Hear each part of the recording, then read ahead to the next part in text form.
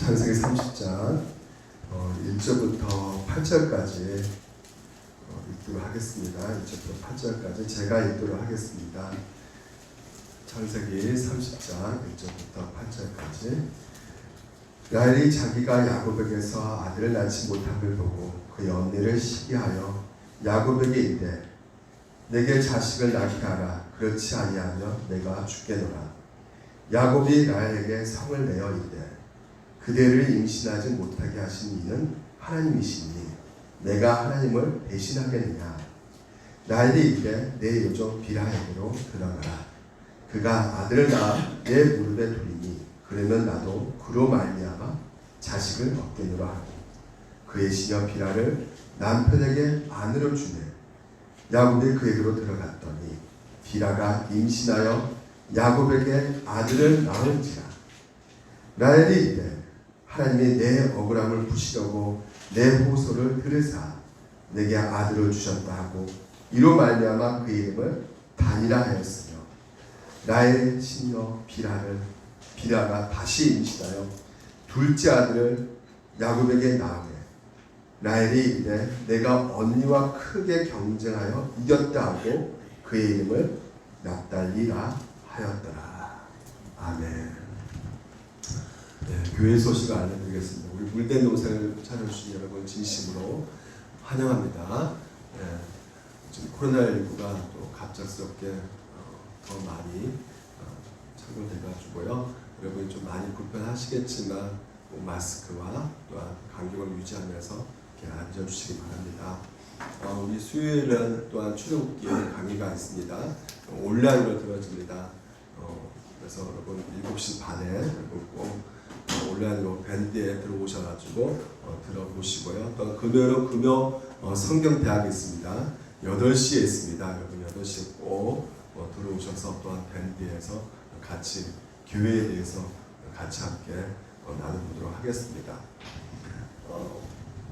우리 한번 같이 좀 얼굴 이렇게 제대로 좀 보시기 바랍니다. 그래서 사랑합니다, 축복합니다. 한번 이렇게 손짓으로 이렇게 좀 사랑의 표시 좀 해주시겠어요? 시작. 사랑합니다, 축복합니다. 참 잘 오셨습니다. 환영합니다. 네. 제목이 좀 특이하죠. 반칙왕. 네. 이 영화 아시나요? 2000년도에 굉장히 700만 관객을 동원했던 아주 인기 있는 영화였습니다. 반칙왕. 이 표제를 보게 되면 시끄러운 세상 반칙으로 산다. 이 표가 지금 걸어져 있는데요. 한 은행원이요. 지루멸렬한 하루하루 살아가면서 일이 되는 게 없는 거예요.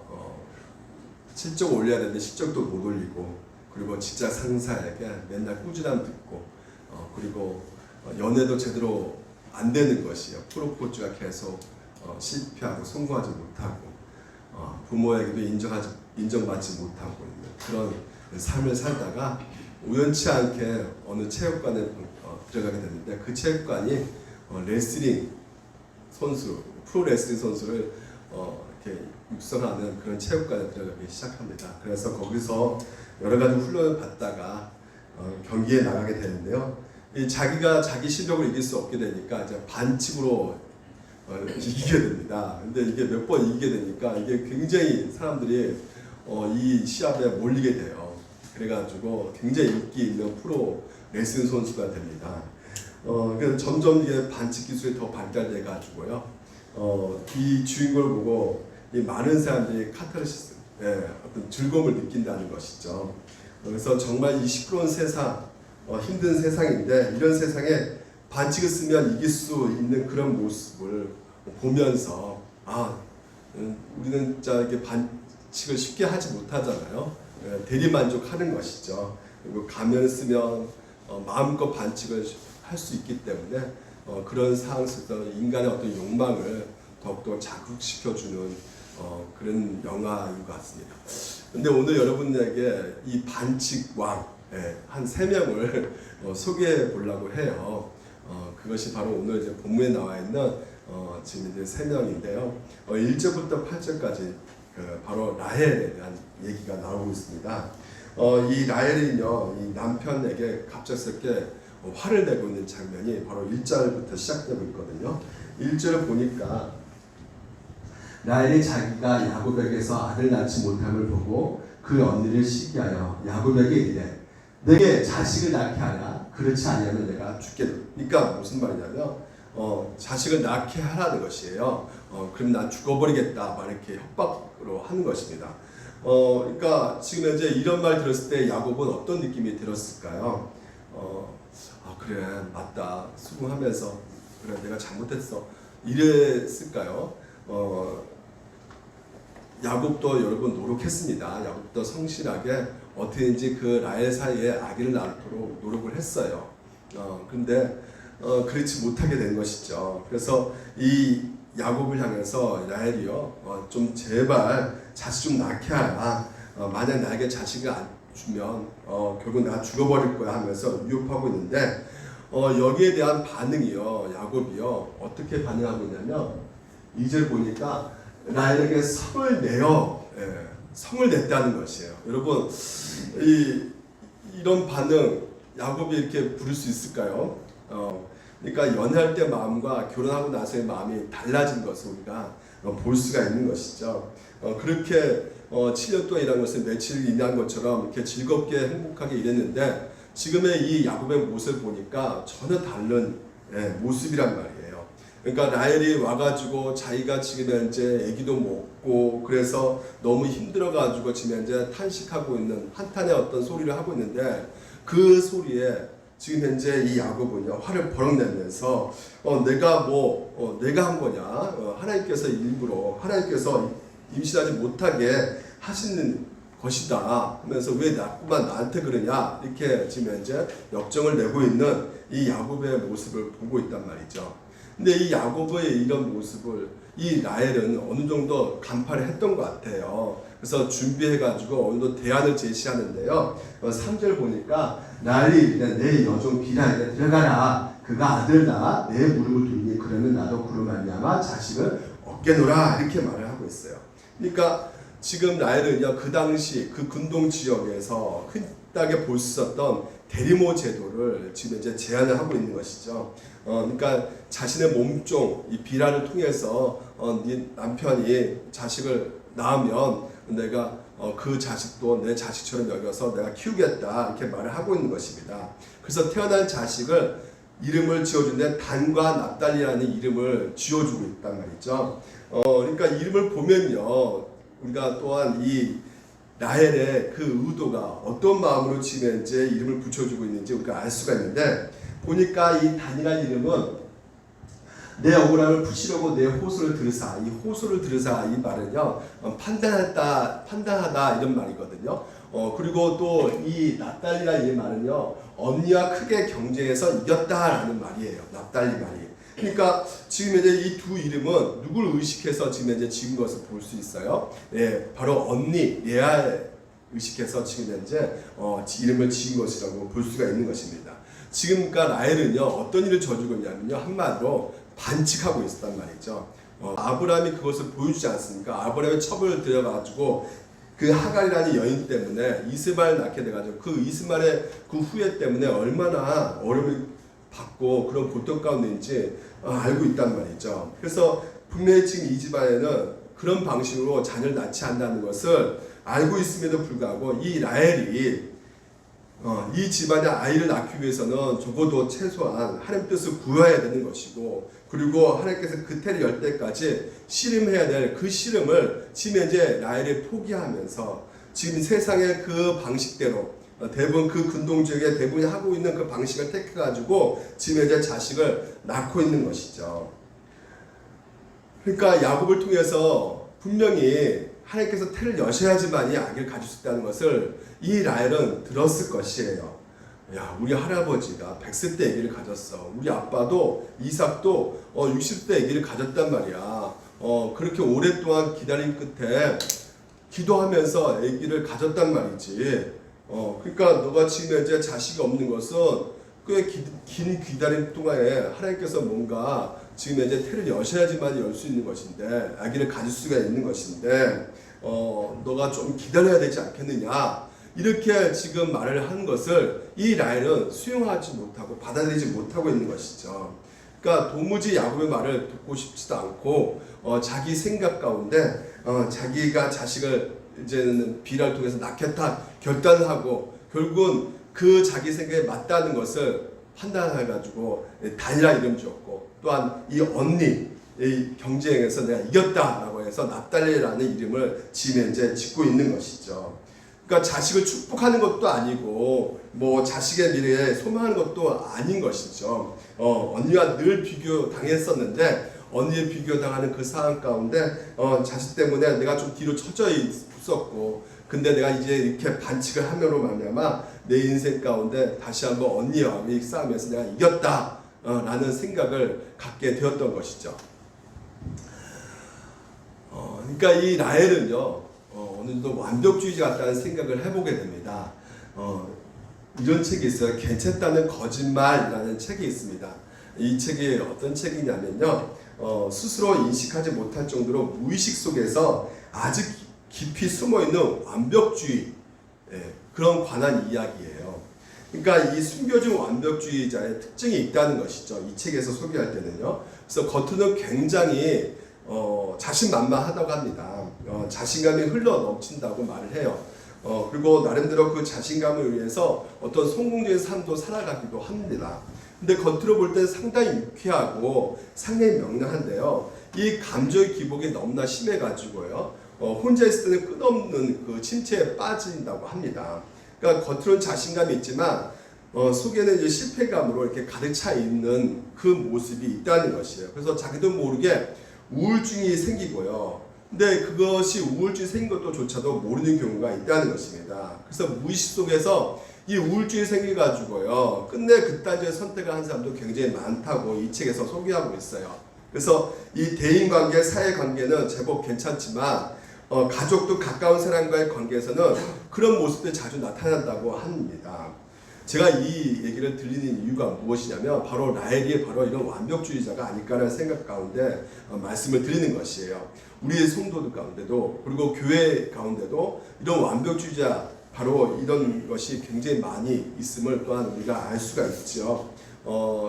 제가 어떤 청년을 상담했었는데 그 청년도 자기가 우울증이 있다는 거예요. 근데 우울증이 있는데 겉모습은 굉장히 명랑하고 밝고 굉장히 좋게 보인단 말이죠. 근데 무엇이 문제였냐면 부모에 대한 어떤 분노가 굉장히 많이 쌓여 있었어요. 그래서 그 분노가 심지어 이제는 나중에는 함께 향해 있는 것을 보게 되는데 그 부모님의 과대 기대에 맞춰 살다가 보니까 그것을 스스로 끝내는 해내지 못하는 그 상황 속에서 이 좌절과 실패감에 빠지게 된다는 것이죠.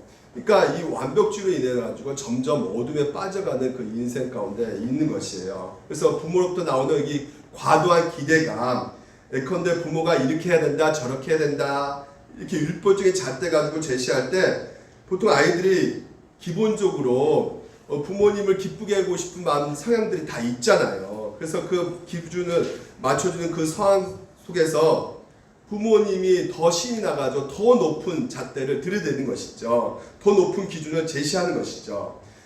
그래서 결국 아이가 자기 능력에 한계에 부딪히게 되면요. 따라가지 못하게 되면 어떻게 되겠습니까?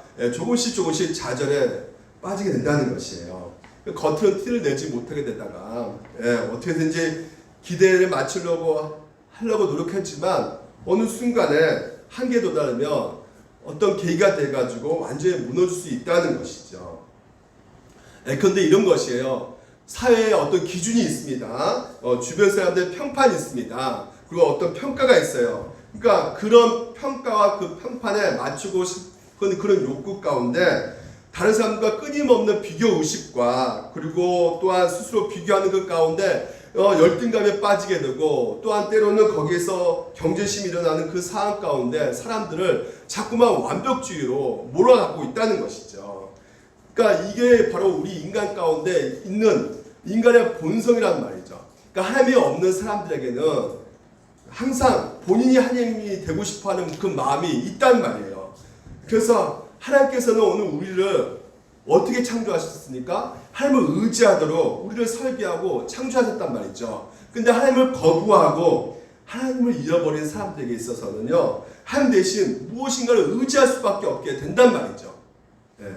근데 그곳의 중심에 누가 있어요? 자기 자신이 있단 말이에요. 그래서 모든 것을 알고 싶어 합니다. 그리고 또 모든 것을 통제하고 싶어 합니다. 그리고 모든 것을 지배하고 싶어 하고요. 모든 것을 이기고 싶어 하는 것이고요. 그래서 라헬처럼 자기가 옳다고 확신 가운데 움직인단 말이에요. 완벽해지고 싶어 한단 말이죠.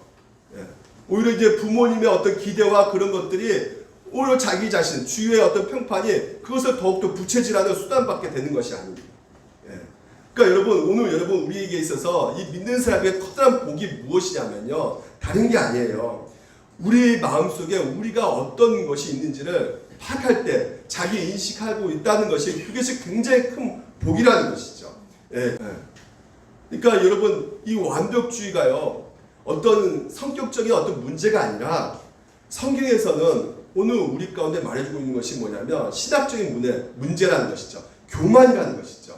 그럴 때 오늘 내가 내 인생 가운데 실패할 수밖에 없는 존재라는 것을 알게 될 것이고, 오늘도 내가 이렇게 넘어질 수밖에 없는 존재라는 것을 알게 되어가지고요, 오늘 이 성경에서는 우리 가운데 우리가 무엇을 바라볼 수밖에 없다는 것입니까? 궁극적으로, 예, 진정한 소망길이 바로 내가 넘어질 수밖에 없고 실패할 수밖에 없는 그런 연약한 존재를 알기 때문에 누구를 의지하는 것이에요? 나를 의지하는 것이 아니라 하나님을 의지하게 된다는 것이죠. 결국은 완벽주의가 깨지게 될 때 비로소 여러분 틈 속에 은혜가 생긴다는 것이에요. 하나님을 의지하게 된다는 것이죠. 근데 지금 이제 라헬은 그렇고 있지 않는 것이에요. 라헬은 지금까지 살아오면서 지금 이제 가장 사랑했던 남편이 먼저 언니에게 뺏기고 너무나 억울하죠. 그리고 자기네 아기를 못 낳고 있는데 10년 동안 그 언니는 4명이나 아기를 줄줄 낳고 있는 것을 보았을 때 얼마나 견디기 힘들었겠습니까? 얼마나 억울했겠습니까? 예? 그러니까 점차적으로 생기는 그 감정이 무엇이에요? 예, 그 답답한 심정 가운데, 경쟁 가운데, 또한 전쟁 가운데 내가 어떻게든지 언니를 이겨보겠다는, 그러니까 여러분, 이 완벽주의자는 결국 완벽한 자기 만족이 있을까요? 없을까요? 없어요. 예, 만족함이 불가능합니다. 늘 결핍 상태에 있을 수밖에 없게 되는 것이죠. 그래서 어떻게든지 전쟁, 경쟁, 그 모드로 해가지고 승리해 보려고 하는데, 그래서 내가 비라의 종을 통해서 아기를 낳는데 결국은 그게 과연 승리일까요? 우리가 보기에는 너무나 안쓰럽게 보이는 것이죠. 근데 혼자 승리했다고 생각했을 것이요. 납달리하고 이름을 지었을 때 보게 되면 그래도 자기 자신 가운데 납달리 자기가 이름 직접 짓잖아요. 납달리라고 이름 지으면서 내가 언니한테 이겼다 하면서 정식적으로는 그렇게 부르짖으면서 확인받을 수 있을 것 같겠지만 실제로는 그렇지 못하는 것을 우리가 볼 수가 있단 말이죠. 원래 라헬은요, 아름다운 여인이었어요. 예. 건강한 여인이었어요. 목축업, 그 양떼를 돌보는 아주 강인한 여인이었는데 지금은 그 아름다움이 전혀 보이지 않고 있습니다. 지금 현재 어떻게 하고 있어요? 시기하고 분노하고, 그리고 지금 현재 너무나 지금 억울하고 답답한 가운데 그 모든 가정들이요, 예, 서로 눈치만 보고 있는 거예요. 라헬 눈치만 보고 있는 거예요. 라헬이 막 그냥 분노해가지고 소리 지르고 화를 내고 나 죽어버린다 막 이렇게 지금 현재 남편과 협박하고 있는 그런 모습 가운데, 심지어 비라 종 그 몸을 통해서 얻는 그 아이의 이름까지도 자기가 직접 주어주면서 얼마나 이기적입니까? 자기를 위해서 그 이름까지도 지어버리는 거예요. 네. 그러니까 얼마나 망가져가고 있는 이 여인의 모습. 결국 겉모습은 아름다울 수가 있다니까요. 하지만 그 지금 현재 상태는 그 오랜 그 고난 시간을 통해서 망가지고 부서지고 반칙만 하는 이 여인의 모습을 우리가 보게 된다는 것이죠. 이 반칙왕 라헬의 모습이 오늘 본문에서 그려지고 있습니다. 두 번째 또 반칙을 사용하는 여인이 나타나는데 그분은 누구냐면 바로 레아입니다. 레아는 첫 번째 부인이었잖아요. 언니임에도 불구하고 동생이 치고 올라온 것을 보고 있지 못하는 것이에요. 그래서 똑같은 방식으로 이 반칙을 사용합니다. 자기 몸종이었던 이 실바라는 여인을 통해서 자식을 낳으라고 요구하고 있는 것이죠. 그러니까 그녀도 자식이 4명이 있었지만 어때요? 여전히 배고픔이 있는 거예요. 여전히 결핍이 있는 것입니다. 더 이상 부족함이 없을 것 같다고 생각하겠지만 순식간에 그 라헬의 모습을 보고 지금 현재 배고프고 목마른 그 모습, 결핍의 모습이 보여진다는 것이죠. 여러분, 근데 실제로 이 레아는요 어떤 여인이었습니까? 굉장히 비참한 여인이었단 말이죠. 남편의 사랑을 받았다 못 받았다? 못 받았단 말이에요. 야곱은 레아를 선택한 적이 없어요. 그러니까 이 레아는요 그 아버지 라반의 그 욕심 가운데 그 욕심의 도구로 그 7년 동안 더 많이 야곱을 써먹으려고 했던 그 라반의 욕심의 도구로서 그 야곱의 신방에 들어가잖아요. 근데 들어가는데 그 마음이 어떻습니까? 동생 대신에 자기가 들어가는데 한번 생각해 보니까 진짜 마음이 좋지 않았을 것 같아요. 그러니까 아침에 딱 야곱이 눈 떠서 딱 보자마자 당신 누구요? 그랬을 때 그 마음은 또 오죽 더했겠습니까? 그러니까 여러분 이 레아는요 소원이 한 가지밖에 없을 것 같아요. 내가 먼저 결혼했지만 그리고 아직 그 4명의 아들을 낳았으니까 정말 남편이 좀 나를 좀 사랑해줬으면 하는 그 바람. 내가 노력하고 이 정도 했으면 물론 처음부터 나 사랑하지는 않는 건 내가 알겠는데 살아온 정 때문이라도 좀 나 좀 사랑해주지 않을까라는 그런 기대감 가운데 살았을 것이란 말이죠. 근데 야곱은 차디차게 레아를 전혀 사랑하지 않고 있는 그 반응, 그것을 하나님이 알고 계신 거죠. 여호와께서 레아가 사랑받지 못함을 보시고 그 사랑을 전혀 받지 못하고 있는 것을 보셨다는 것이야. 그래서 하나님께서는 레아에게 그 태문을 열게 해가지고 자식을 4명을 숭숭숭 낳게 하시는데 그 레아의 그 마음이 그대로 그 아들의 이름을 지어질 때 전해지는 것이에요. 첫 번째 루벤이 바로 이제 내가 아들 낳았으니까 남편이 사랑해 줄 거야. 그래서 사랑 받을 것이라는 그 이름을 지었고요. 또 두 번째 아들 시몬은 근데 막상 남편이 날 사랑하지 않네. 나는 여전히 또 혼자네. 그 사랑받지 못함을 또한 얘기하고 있는 그 시몬이라는 이름을 짓고요. 그리고 또 레이라는 또한 나중에는 그래. 지금 현재 이랬지만 내 남편, 내가 아들을 3명 낳았으니까 내 남편은 나를 또 귀하게 소중하게 여길 거야. 그래서 하나 될 거야. 그런 기대 가운데 레이, 연합이라는 이름을 짓는데 남편이 어때요? 사랑해 줍니까? 그럼에도 불구하고 이 남편 야곱은요 돌아보지 않는 것이에요. 사랑하지 않습니다. 그래서 4번째 유다가 태어나죠. 드디어. 근데 유다 이름이 뭐예요? 여호와를 찬송하려다 이렇게 이름을 지어버렸어요. 이게 뭘까요? 이제 더 이상 내가 남편의 사랑을 구하지 않겠다는 것입니다. 내가 더 이상 남편 때문에 살아가는 인생이 아니라는 것이에요. 내가 남편과 무관하게 내가 이제는 여호와 하나님을 찬송하겠다라는 것입니다. 그 이름으로 지금 현재 유다라고 짓고 있는 것이에요. 여러분 레아는요 라헬과 좀 반대로 이런 어려운 시간을 통과하면서 그 고난을 통과하면서 점점점 변화되고 있는 모습을 보게 된다는 것이죠. 사랑받지 못한다는 거 이거 엄청난 큰 고통 아니겠습니까? 여동생의 시기를 당하고 있는 거, 언니인데 시기를 당하고 있어요. 얼마나 고통스럽습니까? 얼마나 어렵습니까? 집 안방 주인이란 말이죠. 그럼에도 불구하고 안 주인 자리에 누가 찾아가냐면 자기 동생이 찾아오고 있단 말이에요. 그러니까 그 고통스러운 시간을 레아는 믿음 안에서 하나님과 함께 통과하고 있는 것이에요. 하나님이 내 고통스러운 이 시간을 지금 현재 보고 계시고 지금 내가 지금 현재 이 비명 같은 신음 소리를 듣고 계시고 그러니까 내 이런 어려운 문제를 지금 하나님께서 함께 하셔서 지금 현재 일하고 계신다.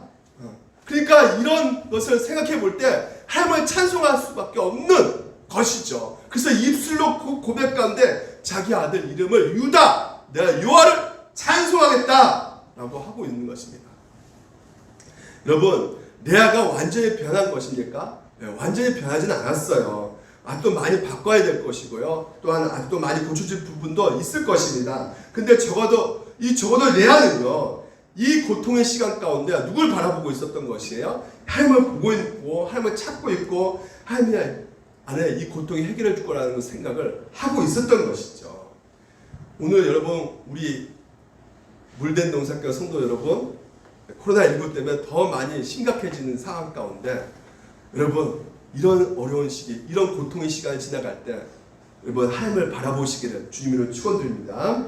예, 그 고난과 그 고통의 시간이 지나갈 때 하나님을 더욱더 알아가지고요. 예, 그래서 진짜 점점 더 그 하나님을 경험하고 하나님을 누리면서, 그래서 그 고통의 시간을 잘 인내하시는 분도 있지만 또한 하나님을 전혀 모르는 상태 가운데, 그 현실 가운데 고통만 생각하는 그 상황 속에서 더 망가지는 그 인생도 있단 말이죠.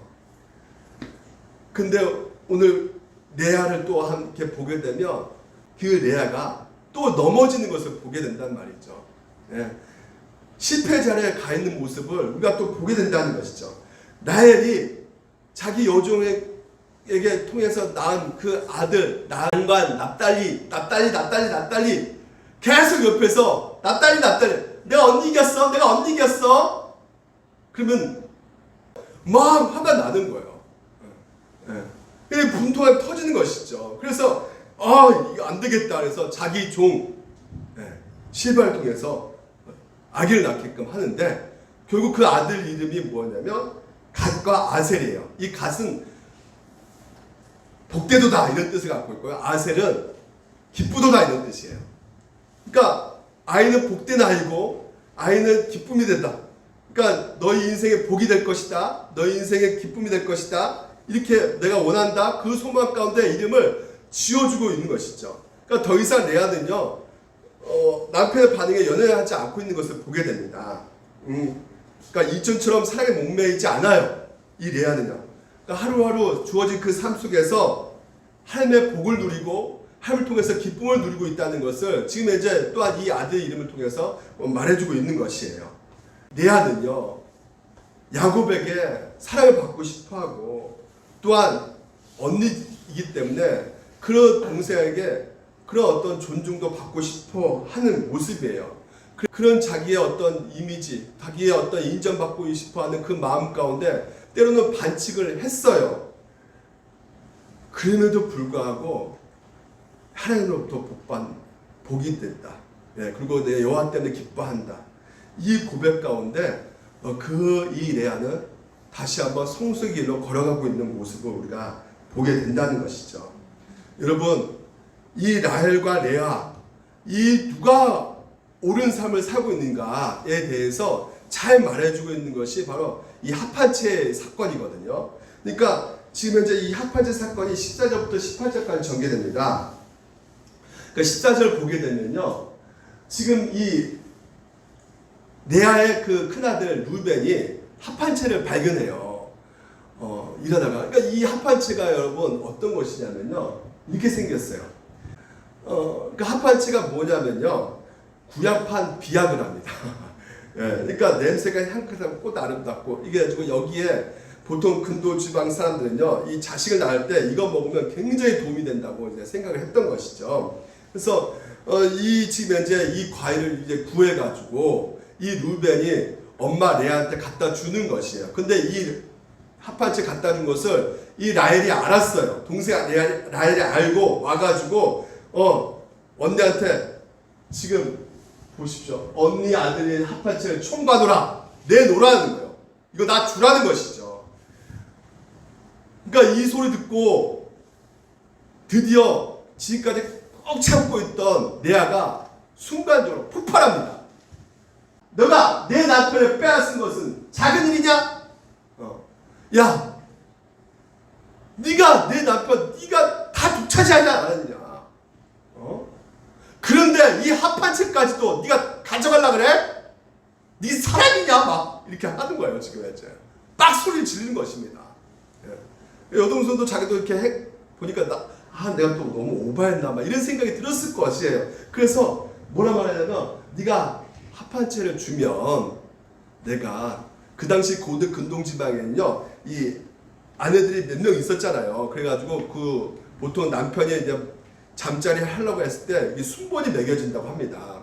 순번이 그러니까 이게 순번이 매겨졌는데 지금 순번은 이제 라헬 차예요. 순번이. 근데 그 순번을 이 레아 너가 이제 주겠다.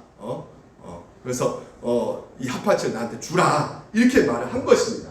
근데 그 상황 속에서 이제 어떤 결과가 일어나느냐? 접을 때 야곱이 들에서 돌아오면 레아가 나와서 그를 영접하여 이르되 내게로 들어와라. 야 라헬 가지 말고 내게로 들어와. 그러면서 내 아내 합한채로 당신은 샀노라. 그 밤에 야곱이 그와 동침하였는데 어떻게 됐어요? 어떻게 됐어요? 임신을 하게 됐단 말이죠. 여러분, 이 레아와 라헬 그 자녀 쌓기 전쟁 가운데 이 스토리가 왜 여기에 기록되어 있을까라는 것입니다. 여러분, 레아하고 라헬은요 야곱에게 2절 들었을 거예요. 2절 아시죠? 하나님께서 태를 여시고 태를 닫게 하신다. 그러니까 하나님께서 태를 여셔야지 생명이 생기는 것이고 태를 닫으면 생명이 생기지 않는다는 것을 이 야곱이 말한 것을 레아하고 라헬은 들었을 것이에요. 근데 레아는 그래 그게 하나님의 방식이지 믿었는데 라헬은 어떻게 해요? 무슨 소리야 그거 그게 하나님의 방식이겠어? 하나님께서 모든 생명을 주관하신다고? 나는 그 말 믿지 않아. 나는 합한채 이게 바로 나에게 생명을 주는 것이야. 생명은 비아그라에서 오는 것이지 하나님께 오는 것이 아니야. 이렇게 생각했던 자가 바로 이 라헬이었단 말이죠. 그래서 합한채를 잘 사용하면 내가 아기를 낳을 수 있어. 이렇게 생각했던 것이에요. 레아는 그렇지가 않죠. 합한채가 생명을 만든 것이 아니라 하나님께서 태를 여시고 생명이 있는 것이고 태를 닫게 하시면 생명이 없는 것이지 그 하나님께 있는 것이지 하고 그것을 믿었던 것이 바로 이 레아였던 것이죠. 그러니까 여러분 이 합한채가 누가 갖고 누가 안 갖고 여러분 이것을 통해서 실제로 하나님이 믿고 있는지 안 믿고 있는지 금방 드러난단 말이죠. 그러니까 여러분 하나님께서 이 사건을 통해서 레아가 옳고 라헬이 틀렸다는 것을 오늘 우리 가운데 보여주고 있다는 말이에요. 여러분 우리도 마찬가지입니다. 이것을 오늘 우리 가운데 적용해 보면 우리가 뭐라고 말하고 있던 간에 중요한 순간에 내 눈에 보이는 어떤 것을 선택하느냐 아니면 하나님의 말씀이 인도한 것을 선택하느냐 그것으로 오늘 내가 누구인지를 결정되어진다는 것이에요. 그것을 통해서 내가 하나님을 믿고 있느냐 안 믿고 있느냐 그것이 결정되어진다는 것이죠. 라헬은 그 순간에 무엇을 선택했어요? 합한채 눈에 보이는 것을 선택했던 것이죠. 그러니까 그가 실제로 믿고 있는 것이 무엇인가를 드러내고 있단 말이죠. 하지만 레아는 하나님을 믿었던 것이에요. 그래서 레아의 선택이 옳은 것을 하나님께서 증명하기 위해서 그 레아를 통해서 5번째 아들을 또한 임신시키고 있는 하나님의 그 일하심을 우리가 볼 수 있단 말이죠. 그러니까 점점 더 레아는 하나님이 기뻐하신 방향으로 변화되어져 가고 라헬은 하나님이 기뻐하신 방향으로 망가져가고 있는 모습을 우리가 볼 수 있단 말이에요. 근데 두 여인이 이렇게 망가지고 변화되고 있는 그 사이에 지금 야곱은 또한 어떨까? 오늘 세 번째 마지막 반칙왕 야곱을 소개하겠습니다. 야곱은 얼마나 반칙을 잘하느냐? 지금 이제 아까도 우리가 1, 2절 살펴보았지만 라헬이 막 울고 오죠. 시기하면서 막 질투하면서 와가지고 나 죽어버릴 거야 막 그러는데 그럴 때 남편이라면 어떻게 해야겠습니까? 물론 맞아요. 태를 여신 분은 하나님이시다 이렇게 말해준 건 괜찮았죠. 근데 여러분 그것을 굳이 성내면서 지금 라헬은 어떤 상태에 있는 것이에요? 내 마음이 지금 너무 힘들다는 것이에요. 애기 때문에. 그러면 이 여인이 그것 때문에 힘들다는 것을 알고 공감해 줘야죠. 그리고 나의 마음을 위로해 줘야죠. 근데 뭐라고 말합니까? 하나님께서 태를 다치게 하셨기 때문에 다쳐진 것인데 왜 나한테 와서 따져? 왜 나한테 그래? 내가 그런 거야? 막 이렇게 말해버리는 거예요 지금. 그러니까 내 잘못이 아니라는 것이에요 지금 야곱은요. 그러니까 여러분 이 야곱이요 여러분 좋은 사람이 아니에요. 레아를 사랑하지 않았죠. 근데 라헬도 어떻습니까? 처음에 사랑했더니 지금은 어떻게 됐어요? 라헬을 돌보지 않고 있는 거예요. 그러니까 나중에 이 태어난 자식들도 이 야곱을 돌보지 않습니다. 관심이 없어요. 관심이 없으니까 그 이름들을 다 누가 지은 거예요 지금? 야곱이 지어야 되는 것이에요. 원래 자기 아버지가 아버지로 할 수 있는 것이 축복권 아버지가 줘가지고 아버지 이름 지어주고 아버지가 축복해 줘야 되는 것인데 누가 이름 짓고 있어요? 엄마들이 이름 짓고 있잖아요. 예? 그러니까 이상하게 짓고 있는데도 불구하고 막 그냥 지어버려 그래 니들 알아서 해 막 이렇게 내버리는 것입니다. 그러니까 관심이 아예 없는 거예요 집에. 예. 태어난 자식들에 관심이 없는 거예요. 만약 이름 지었다면 아들 1, 아들 2, 아들 3 이렇게 막 지었을 거예요 야곱은. 그럼 뭐 하고 있어요? 야곱이요? 하루 종일 라반일도 밖에 일을 하루 종일 열심히 합니다. 예. 그러니까 라반의 재산은 폭발적으로 증가하고 있는데 예? 탁월한 목축업자예요 야곱이요. 굉장히 일을 잘합니다. 예. 대부분 집 밖에서 생활해요. 그러니까 들판에 있는 거예요 야곱은. 그러니까 왜 들판에 있을까요? 왜 들판에 있을까요? 집에 가고 싶어요? 집에 가고 싶지 않아요? 집에 가고 싶지 않는 거예요. 왜?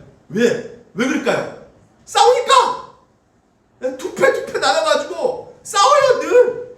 그리고 자식도 싸우고 아내도 싸우고 이쪽은 사랑해달라고 막 그리고 한쪽은 시기하고 질투하고 막 서로 싸우고요. 그러니까 이게 싸우는데 무서워서 집에 못 들어가는 것입니다.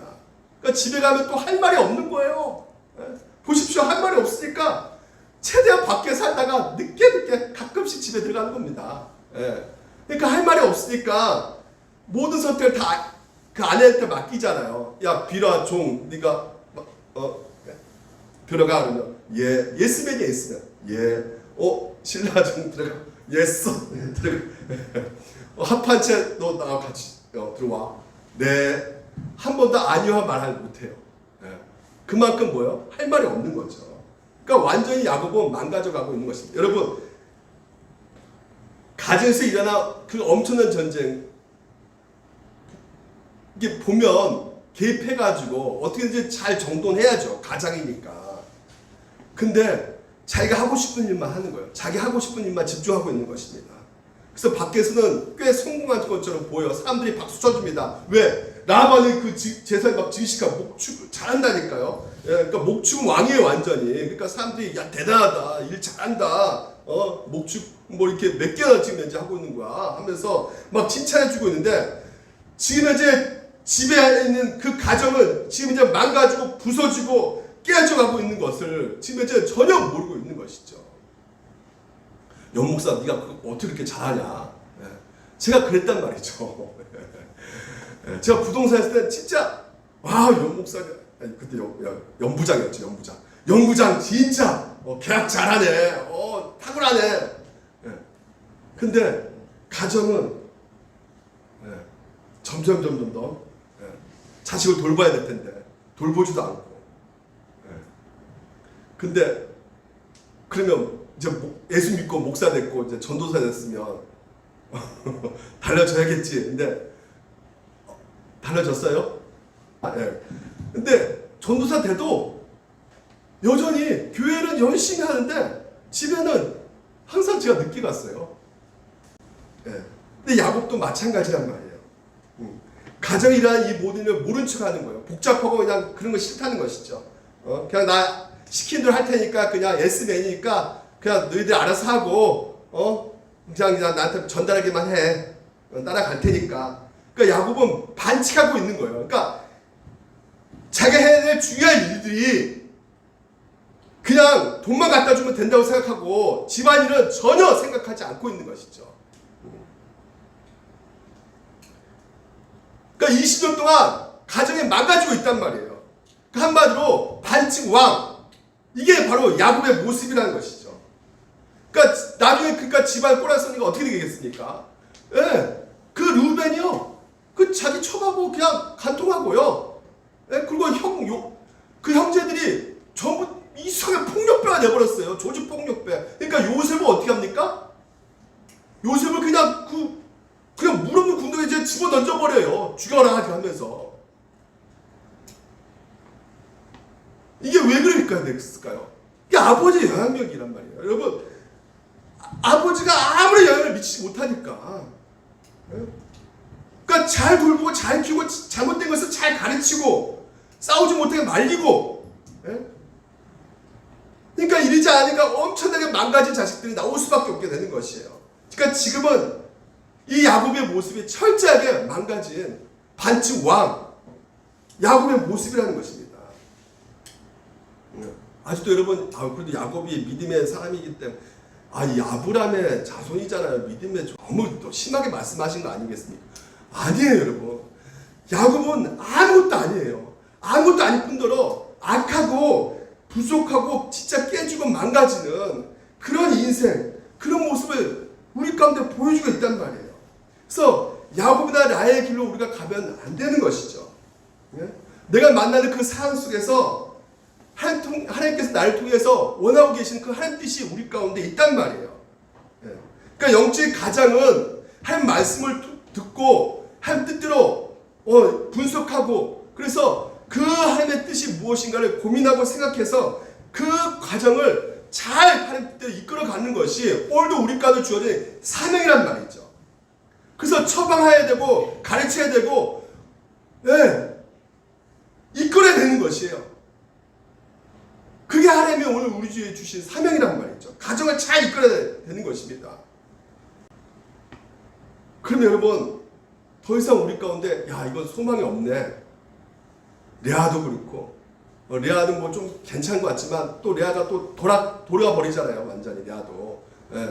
그러니까 야곱, 라헬, 레아, 근데 우리에게 소망이 있단 말이에요. 여기 반지와 숨어 계시는 신실한 왕이 계신단 말이죠. 그분이 누구실까요? 바로 하나님이시란 말이에요. 이 하나님은 아까도 말씀드린 태를 열고 닫게 하시는 하나님이시란 말이죠. 그러니까 레아와 라헬 그 자식 낳기 그 전쟁 싸움 속에서, 경쟁 속에서 태를 닫게 하시고 열게 하시는 그 과정 가운데 이들은 어떻게 하고 있어요? 점차적으로 권면하고 점차적으로 변해가게끔 하고 계시는 하나님의 일하심이 여러분 오늘 우리가 보셔야 될 것이래요. 자, 보십시오. 29절 30절에 여호와께서 레아가 사랑받지 못함을 어떻게 해요? 보고 계신다는 것이죠. 그래서 그의 태를 여셨고, 여러분 보십시오. 30절 22절에 드디어 여러분 자 보십시오. 라헬을 생각하셨단 말이죠. 근데 라헬을 생각하셨는데 하나님이 그의 소원을 들으시고 이렇게 말하고 있어요. 여러분, 라헬이 변화가 되어버렸어요. 그러니까 라헬도 여러분 자기가 느낀 거죠. 진짜 자기가 내 힘으로, 내 능력으로, 자기 외모로 어떻게든 해보려고 했더니 이게 안 되는 것이에요. 심지어 합판체를 사가지고 해봤는데도 이게 안 된다는 것을 안 거죠. 깨달은 것이죠. 그래서 정말 하나님께서 태를 열기도 하고 닫게 하시는 것인가? 정말 그런가? 그 고민 속에서 하나님 앞에 나가서 기도한 거예요. 간구한 거예요.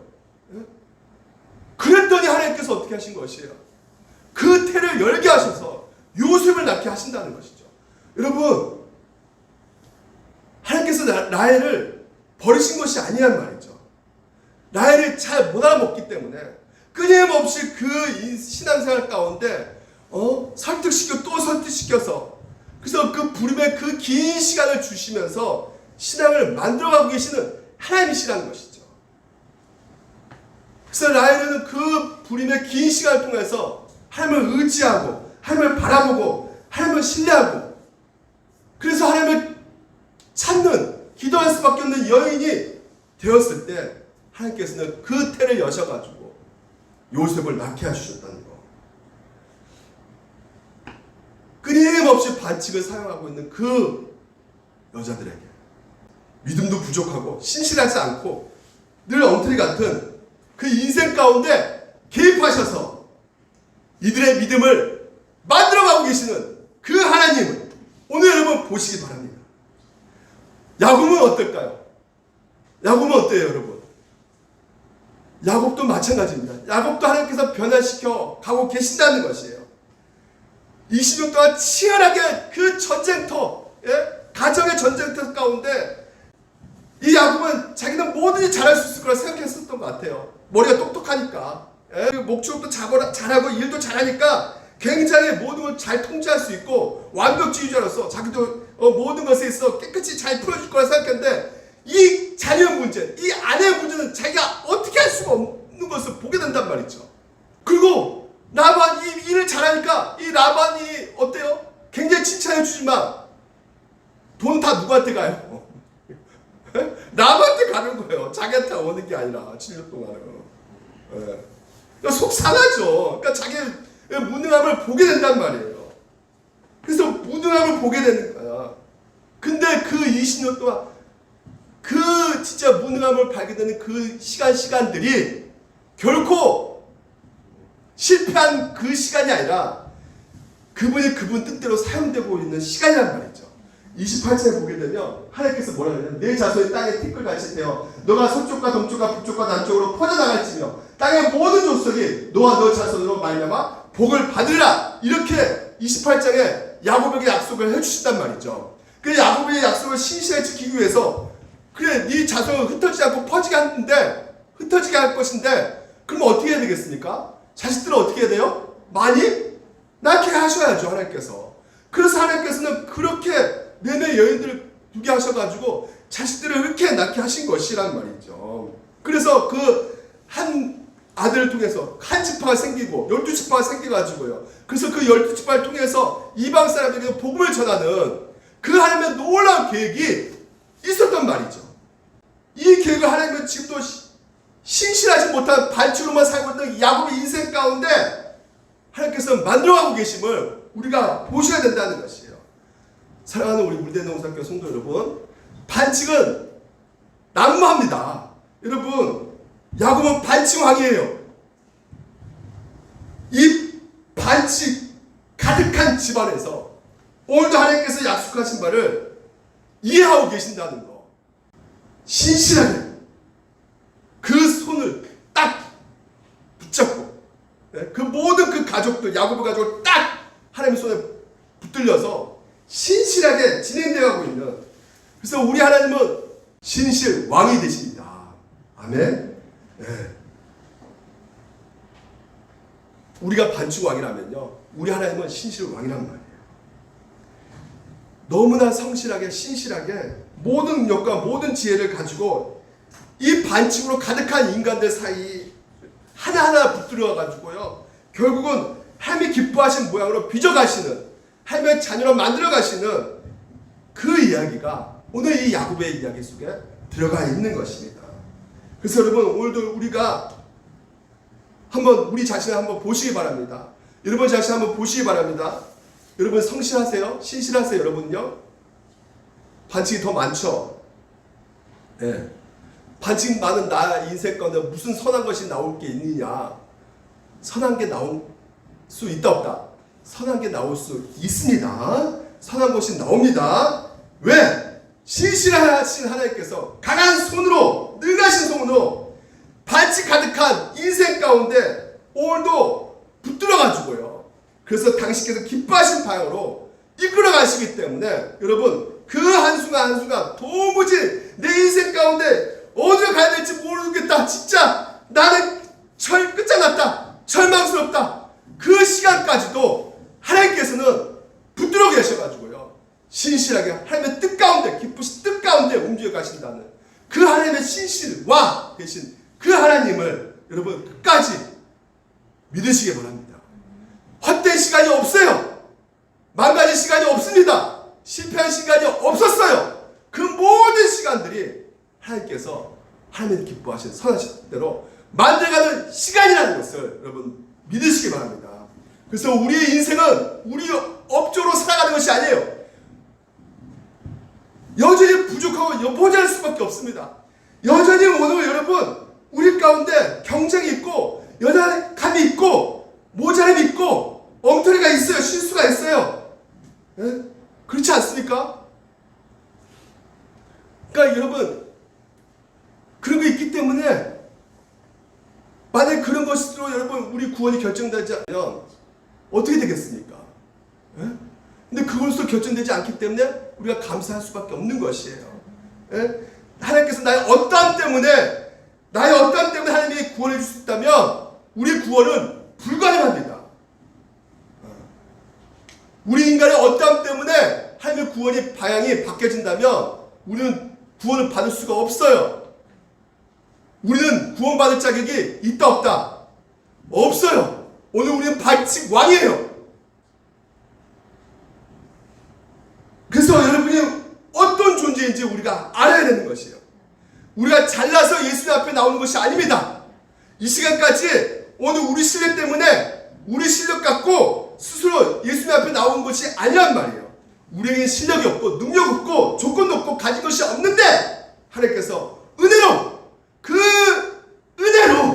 오늘 여러분을 이끌어가고 계신다는 것이에요.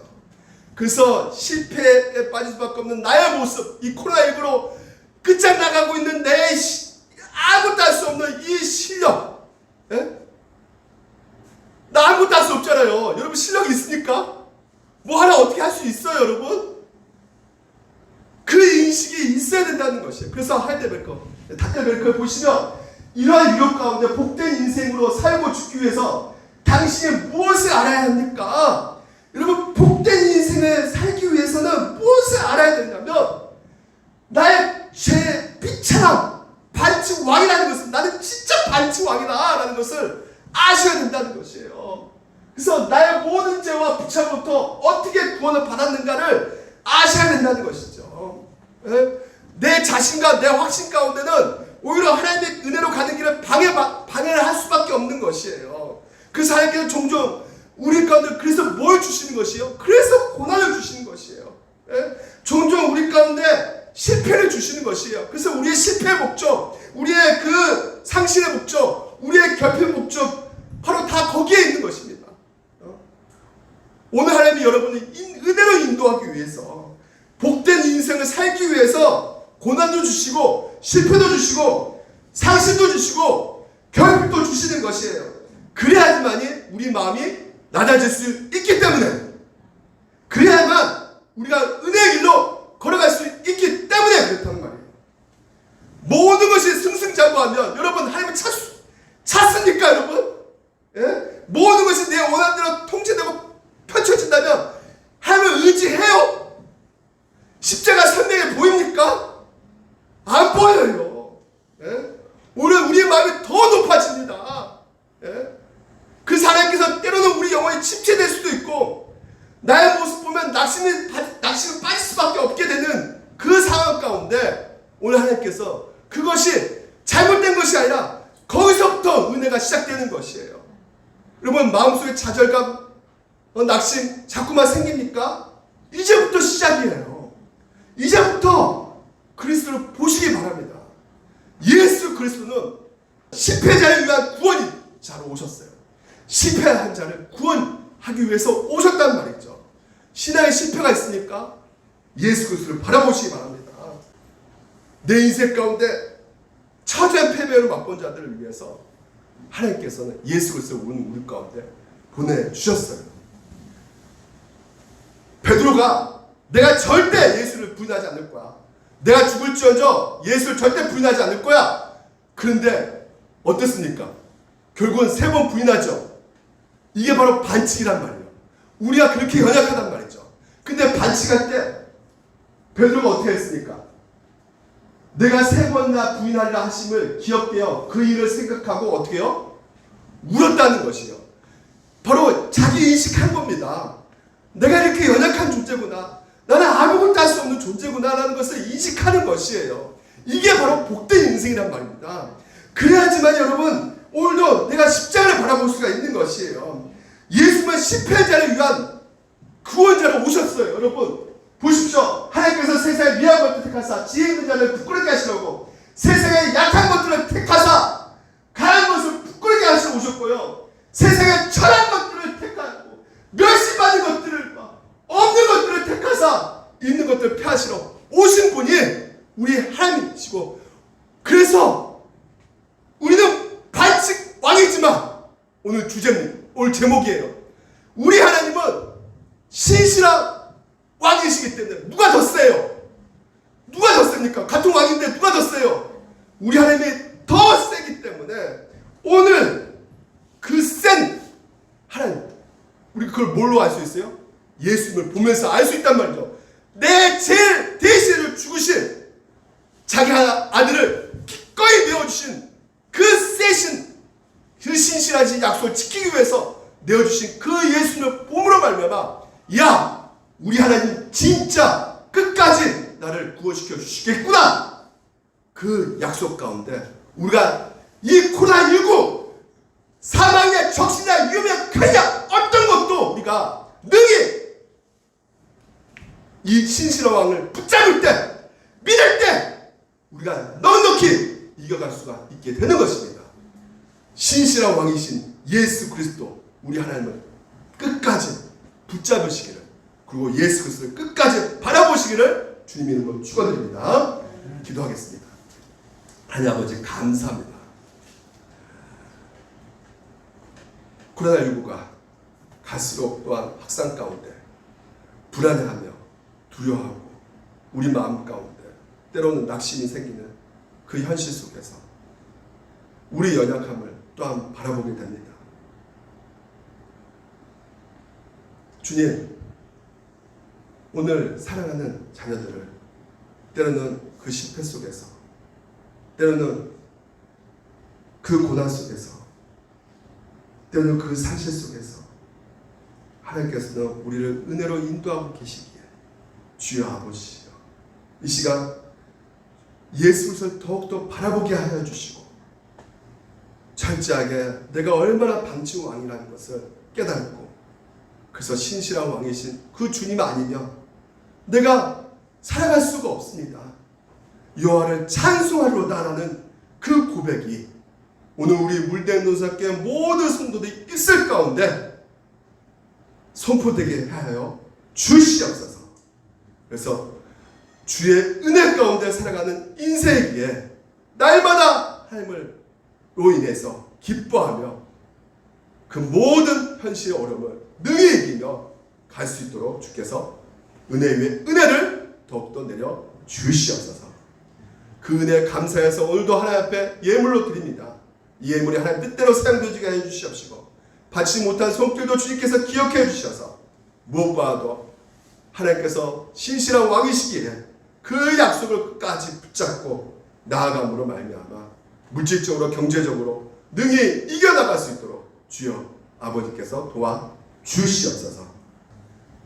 지금은 우리 주 예수 그리스도의 은혜와 하나님의 넓으신 사랑과 성령의 감화가 교통으로 충만의 역사가, 때로는 우리의 연약함이, 우리의 약함이 결코 망가지고 또한 실패되고 고난 가운데 있다 할지라도 우리 하나님은 결코 우리를 버리시는 것이 아니라